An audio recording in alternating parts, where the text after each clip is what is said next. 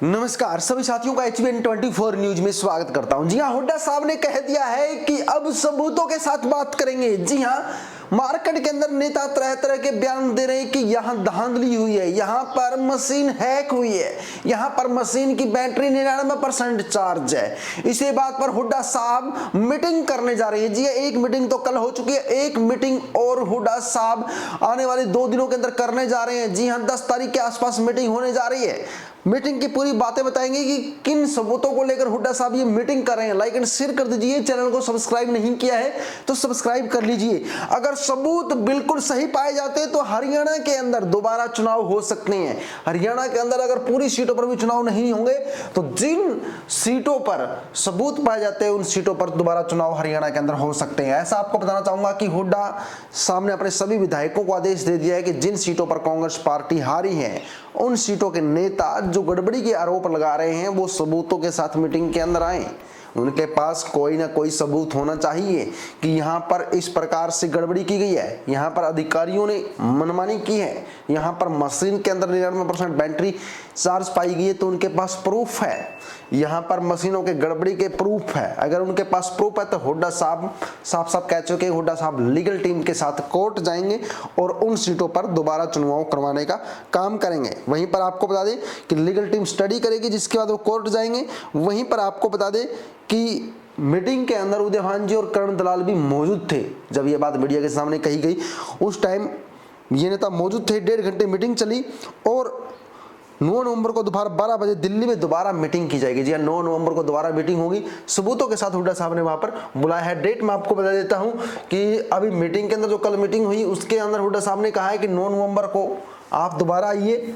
9 नवंबर को ये दोबारा मीटिंग होगी, आप 9 नवंबर को दोबारा आइए और सबूतों के साथ आइए। ऐसे नहीं कि आप गड़बड़ी के आरोप लगा रहे हैं लेकिन आपके पास कोई भी सबूत नहीं है, सबूतों के साथ आइए। वहीं पर आपको बता दें कि 53 नेताओं को बुलाया गया है। हार के कारण भी उनसे पूछे जाएंगे और सबूत भी मांगे जाएंगे।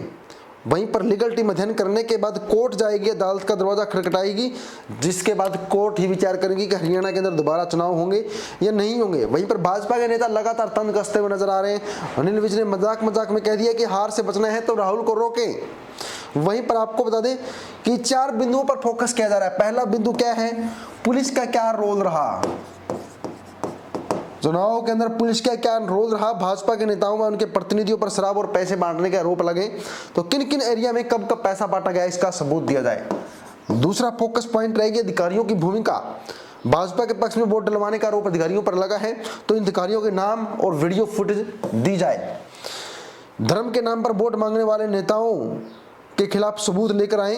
वोटों का ध्रुवीकरण का प्रयास किया गया, उनके खिलाफ सबूत लेकर आए। बूथों की वेबकास्टिंग, चुनाव आयोग की तरह से पूरी चुनाव प्रक्रिया को वेबकास्ट करने, सीसीटीवी की निगरानी में ईवीएम रखने का प्रावधान था लेकिन कई जगहों पर सीसीटीवी नहीं थे। स्ट्रांग रूम में कई जगह लाइटें कट गई थी, उनके सबूत लेकर आए। यानी कांग्रेस पार्टी ने, यानी साफ कहेंगे कि कांग्रेस पार्टी हरियाणा उदयभान जी और हुड्डा साहब ने ये सबूत मांगे हैं।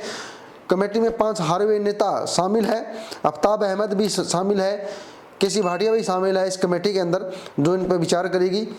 वहीं पर आपको बता दें कि राठौड़ ने कहा कि 14 सीटों के रिजल्ट को मैनिपुलेट किया गया है और भाजपा की कैबिनेट ही चुनाव हार गई। मेन फोकस कांग्रेस किस पार्टी पे कर रही है कि भाजपा के 10 कैबिनेट मंत्री चुनाव हार गए। भाजपा की सबसे बड़ी बात है कि 10 कैबिनेट मंत्री चुनाव हार गए, 11 लोगों की जमानत जब्त हो गई, फिर भी बची 69 सीटों में से। ऐसा सबसे बड़ा सवाल खड़ा होता है कि 48 सीटें भाजपा कैसे जीत गई। ऐसी कौन सी आंधी चल रही थी भाजपा कि जो 48 सीटें जीत गई। आज भी लोग इस नतीजे को स्वीकार करने के पक्ष में नहीं है। और साथ में उन्होंने कहा कि विकसित देश चाहे वो अमेरिका हो, आप जानते हैं कि अमेरिका के अंदर चुनाव हो रहे हैं कि विकसित देश ईवीएम का इस्तेमाल नहीं करते, वहां पर आज भी बैलेट पेपर से चुनाव हो रहे हैं। इस चीज को लेकर टारगेट किया गया कांग्रेस पार्टी की तरफ से कि ईवीएम पर जनता को विश्वास दिलाना जरूरी है। देश की जनता कह रही है कि बैलेट से इलेक्शन करवाया जाए, विकसित देश ईवीएम का इस्तेमाल नहीं करते।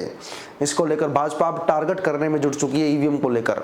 आप लोगों को क्या समझना, कमेंट जरूर करें और देखते हैं कि 9 तारीख की मीटिंग के अंदर क्या सबूतों के साथ नेता पहुंचते हैं या हारे हुए विधायक पहुंचते हैं और उसके आधार पर ही लीगल टीम स्टडी करके अदालत का दरवाजा खटखटाएगी। आप लोग अपने विचार जरूर कमेंट करें। बने रहिएगा HBN 24 न्यूज के साथ, लाइक एंड शेयर कीजिएगा।